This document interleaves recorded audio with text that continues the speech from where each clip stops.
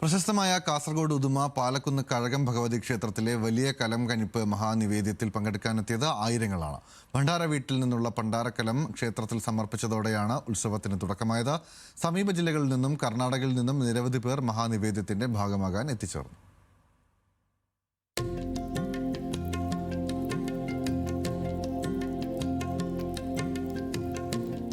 ധനുമാസത്തിൽ ചെറിയ കലം കനിപ്പും മകരമാസത്തിൽ വലിയ കലം കനിപ്പ് മഹാനിവേദ്യവുമാണ് പാലക്കുന്ന് കഴകം ഭഗവതി ക്ഷേത്രത്തിൽ നടക്കുക. ഭണ്ഡാര വീട്ടിൽ നിന്നുള്ള പണ്ടാരക്കലം സമർപ്പണം നടത്തിയതിന് പിന്നാലെ വ്രതശുദ്ധിയോടെ ആയിരങ്ങളാണ് ക്ഷേത്രത്തിലേക്ക് എത്തുക. പുത്തൻ മൺകലത്തിൽ കുത്തിയ പച്ചരി, ശർക്കര, നാളികേരം, അടയ്ക്ക, വെറ്റില, അരിപ്പൊടി എന്നിവ നിറച്ച് തലയിലേന്തി കയ്യിൽ കുരുത്തോലയുമായി സ്ത്രീകളും പുരുഷന്മാരും ക്ഷേത്രത്തിലെത്തും.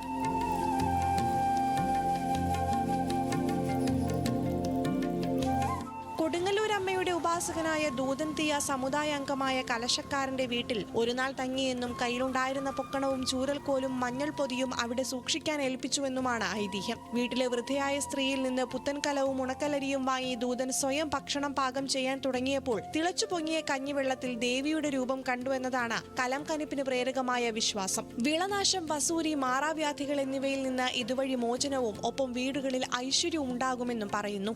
രണ്ട് കലങ്കനിപ്പ് നിവേദ്യ ചടങ്ങുകളാണ് നടക്കുന്നത്. ഒന്ന് ധനുമാസത്തിലെ കലങ്കനിപ്പും രണ്ടാമത്തത് മകരമാസത്തിലെ കലങ്കനിപ്പുമാണത്. ഇവിടുത്തെ ക്ഷേത്രാങ്കണത്തിൽ തയ്യാറാക്കിയ പാചകശാലയിൽ വെച്ച് ഏകദേശം 45ഓളം വരുന്ന ബാല്യക്കാർ ഈ നിവേദ്യം തയ്യാറാക്കി ഇവിടുത്തെ നിവേദ്യ ചടങ്ങുകളുടെ ശുദ്ധീകരണ ചടങ്ങുകൾക്ക് ശേഷം കൊണ്ടുവരുന്ന ഭക്തർക്ക് തന്നെ തിരിച്ചു നൽകുന്നതാണ് പിന്നെ ഈ ചടങ്ങിൻ്റെ പ്രത്യേകത. ഏകദേശം 10,000-ൽ പരം കലങ്ങളാണ് ഇപ്രാവശ്യം ദേവിക്ക് സന്നിധിയിൽ സമർപ്പിക്കപ്പെട്ടത് എന്നാണ് കരുതുന്നത്. ഈ ഒരു പക്ഷേ മുൻകാലങ്ങളിലൊക്കെ എന്ന് വെച്ച് കഴിഞ്ഞാൽ രോഗശാന്തി, കുട്ടികളുടെ വിദ്യാഭ്യാസം, മറ്റ് അഭീഷ്ടകാര്യസിദ്ധികൾക്കായിട്ടാണ് കലങ്കനിപ്പ് പ്രാർത്ഥനയായി നേരിടുന്നത്. കലത്തിൽ വിഭവങ്ങൾ വേർതിരിച്ച് സ്ഥാനികരുടെ നേതൃത്വത്തിൽ നിവേദ്യച്ചോറും ചുട്ടെടുത്ത അടയും തയ്യാറാക്കി ക്ഷേത്രാങ്കണത്തിൽ നിരത്തിയ കലങ്ങളിൽ നിറയ്ക്കും.